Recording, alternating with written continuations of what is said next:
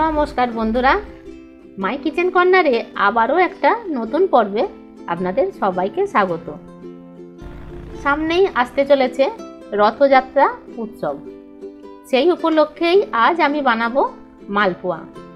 তবে আজ আমি রাঙালু দিয়ে মালপোয়াটা বানাবো। রাঙালুর মালপোয়াটা বানাবার জন্য আমাদের রাঙালু তো লাগবেই। দুটো রাঙালু আমি প্রেসার কুকারে সেদ্ধ করে নিয়েছি। দুটো সিটিতেই খুব ভালো মতোই সেদ্ধ হয়ে যায় রাঙালুটা। তো এখন রাঙালুটার খোসা আমি ছাড়িয়ে নিচ্ছি। রাঙালুর মালপোয়া আপনারা কে কে বাড়িতে বানিয়েছেন আমাকে একটা কমেন্ট করে অবশ্যই জানাবেন, কারণ আমি জানি রাঙালুর মালপোয়া কিন্তু অনেক পুরনো একটা রেসিপি। আপনারা হয়তো অনেকেই বাড়িতে বানিয়ে থাকতে পারেন। তো আমাকে কিন্তু জানাবেন কে কে রাঙালুর মালপোয়াটা বানিয়েছেন। তো দুটো রাঙালুর খোসা ছাড়িয়ে আমি গ্রেটারে গ্রেট করে নেব। রাঙালুটা চটকে নিলেও হয়, তবে গ্রেট করে নিলে কিন্তু খুব ভালো মতো মাখানো যাবে। সেই জন্য আমি দুটো রাঙালু গ্রেট করে নিলাম।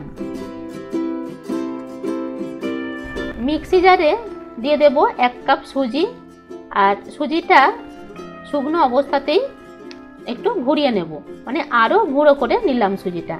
আর এর সাথে 1/2 কাপ চিনি দিয়ে চিনি আর সুজিটা আবারও গুঁড়ো করে নিলাম। এখন আরও কিছু উপকরণ দেব, যেমন দিয়ে দিলাম 1 কাপ ময়দা, আর স্বাদ মতো লবণটাও দিতে হবে। একটু ফ্লেভারের জন্য দিয়ে দিলাম ছোট এলাচ গুঁড়ো। গ্রেট করা রাঙালুটাও দিয়ে দিলাম। আর মালপোয়াতে মৌরির ফ্লেভারটা কিন্তু খুব ভালো লাগে, তাই 1 চামচ মৌরি আমি দিয়ে দিলাম। সাথে 2 চামচ নারকেল কোড়াও দিয়েছি। নারকেলটা কিন্তু অপশনাল, ইচ্ছে না হলে আপনারা নাও দিতে পারেন। 1 কাপ দুধ দিয়ে মিক্সিটা আমি আবারও একটু ঘুরিয়ে নেব। তবে এখন কিন্তু খুব পেস্ট করব না, জাস্ট এই সমস্ত কিছু উপকরণ মিশিয়ে নেওয়ার জন্যই মিক্সিটা ঘুরিয়ে নিলাম। তো এই ব্যাটারটা আমার রেডি হয়ে গেছে। একটা বাটিতে ঢেলে আমি আবারও চামচ দিয়ে ফেটিয়ে নিচ্ছি। এটা আমি আধ ঘন্টার জন্য রেখে দেব চাপা দিয়ে। যেহেতু সুজি আছে এতে, তাই ফুলতে একটু টাইম লাগবে, তার জন্য আধ ঘন্টা আমি ঢাকা চাপা দিয়ে রেখে দিলাম। আর এই আধ ঘন্টাতেই কিন্তু খুব সুন্দরভাবে সুজিটা ফুলে গেছে। এখন একটা গোল হাতা নিয়ে আমি ব্যাটারের কিছুটা নিয়ে আমি গরম তেলে ভেজে নেব। তেলটা আমি আগে থেকেই গ্যাসে বসিয়ে দিয়েছিলাম, তেলটা গরম হয়ে গেছে।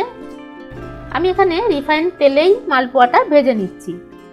তো আমার কড়াটা বড় বলে আমি একসাথে 2-3টে দিয়ে আমি মালপোয়াটা ভেজে নিচ্ছি। আপনাদের অসুবিধা থাকলে একটা একটা করেই কিন্তু মালপোয়াটা ভেজে নেবেন, তাতে আর কিছু না, টাইমটা একটু বেশি লাগবে। মালপোয়াটা দিয়ে 1-1.5 মিনিটের মতো ভেজে নিতে হবে। তারপর উল্টে দিয়ে উল্টো সাইডটাও ভেজে নেব।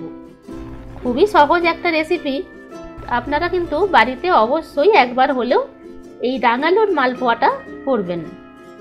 তো দুপাশটাই কিন্তু একটু লাল লাল করেই ভেজে নিয়েছি।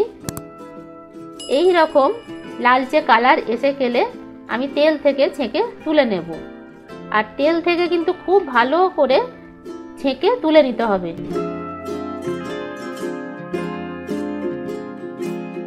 তো পরের বারের মালপোয়াগুলো আমি একইভাবেই ভেজে নিচ্ছি। এইভাবে সমস্ত মালপোয়াগুলো আমার ভাজা হয়ে গেল। তাহলে বন্ধুরা দেখলেন তো কত সহজেই মালপোয়াটা রেডি করা যায়। তো মালপোয়াগুলো এইরকম ভাজা ভাজাও কিন্তু খাওয়া যেতে পারে, আবার রসেও দেয়া যেতে পারে। তবে যেহেতু মালপোয়াটা আমি করেছি রাঙালুর মালপোয়া, রাঙালুতে বেশ কিছুটা কিন্তু মিষ্টি থাকে, তার জন্য আমি আর রসে দিলাম না। আমার আগে থেকে একটু রস করা ছিল, সেই রসটা কিন্তু আমি এর মধ্যে ছড়িয়ে দিলাম। জাস্ট উপর থেকে একটু ছড়িয়ে দেব। কেমন লাগলো আজকের রেসিপি আপনারা অবশ্যই আমাকে একটা কমেন্ট করে জানাবেন। ভালো লাগলে লাইক শেয়ার করে দেবেন। আর এখনো যদি সাবস্ক্রাইব না করে থাকেন তাহলে এখনই তা করে দিন। পাশে থাকা বেল বাটনটাও প্রেস করে দেবেন, যাতে যখনই আমি নতুন কোনো ভিডিও আপলোড করি আপনার কাছে নোটিফিকেশান পৌঁছে যায়। আজ এ পর্যন্তই। আমি ফিরে আসছি খুব তাড়াতাড়ি নতুন রেসিপির সাথে। আপনারা ভালো থাকবেন, সুস্থ থাকবেন। ধন্যবাদ।